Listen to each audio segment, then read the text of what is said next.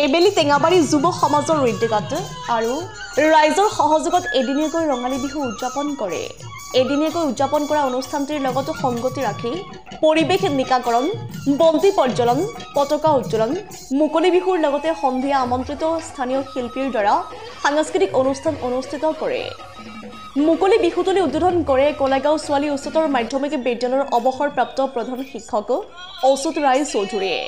আনহাতে সাংস্কৃতিক মঞ্চ উদ্বোধন কৰে চিপাঝাৰ বিধানসভা সমষ্টিৰ বিধায়ক তথা অসম সাহিত্য সভাৰ প্ৰাক্তন সভাপতি ডক্টৰ পৰমানন্দ ৰাজবংশীয়ে। বালিপুতাকৰ ধৰ্মকান্তনাথৰ ৰিপৰ্ট ইফাতে ৰিপৰ্টিং টু 7।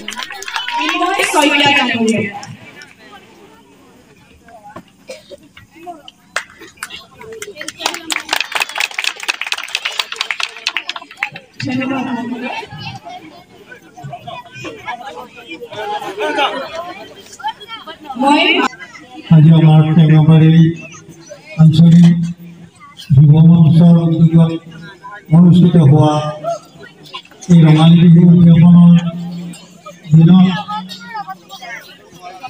আমাৰ সৌভাগ্য আমাৰ মাজত উপস্থিত থকা আমাৰ চিপাঝাৰ বিধানসভা সমষ্টিৰ সন্মানীয় বিধায়ক তেখেত এগৰাকী বিধায়ক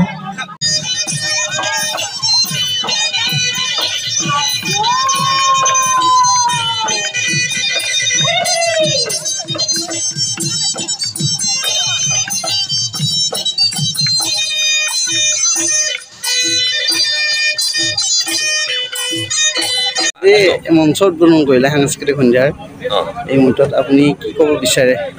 নহয়, আজি মই ভাল পাইছোঁ। আমাৰ টেঙাবাৰী আঞ্চলিক যুৱ সমাজে আজি এটা বেলেগ ধৰণে বিহুটো পাতিছে। ঘৰ দৰকৈ পাতিলেও কিন্তু ধুনীয়াকৈ পাতিছে। সেয়া হৈছে কি মুকলি বিহু আয়োজন কৰি পেলাই তেওঁলোকে মঞ্চ বিহু মানে প্ৰদৰ্শনৰ এটা ব্যৱস্থা কৰিছে। এইকাৰণেই যে আজি হয়তো তাতেও মানে মুকলি বিহুটো তেওঁলোকে সাংস্কৃতিক অনুষ্ঠান পৰিৱেশনৰ ব্যৱস্থা কৰিব পাৰিলেহেঁতেন, কিন্তু তেওঁলোকে নকৰি পেলাই এটা সুকীয়াকৈ এটা সুন্দৰ ব্যৱস্থা এটা কৰিছে। আৰু এই ব্যৱস্থাটো এইকাৰণেই মানে কৰা হৈছে যাতে সকলো মানুহে যাতে সাংস্কৃতিক অনুষ্ঠানটো বেলেগ ধৰণে উপভোগ কৰে। আৰু মুকলি বিহুৰ প্ৰকাশটো বেলেগ, আৰু মুকলি বিহু তেওঁলোকে ঐতিহ্য পৰম্পৰা লৈ পেলাই তেওঁলোকে মানে প্ৰচেষ্টা কৰিছে। গতিকে মই আজি এই যিটো নতুন প্ৰচেষ্টা আৰু টেঙাবাৰী আমাৰ অঞ্চলৰ যিসকলে আৰু আশা ৰাখিছোঁ যে এই ধৰণে যদি পাতে তেতিয়াহ'লে এটা নতুন ধৰণৰ এটা গাড়ী হ'ব। মই তেওঁলোকক পুনৰবাৰ ধন্যবাদ জ্ঞাপন কৰিছোঁ।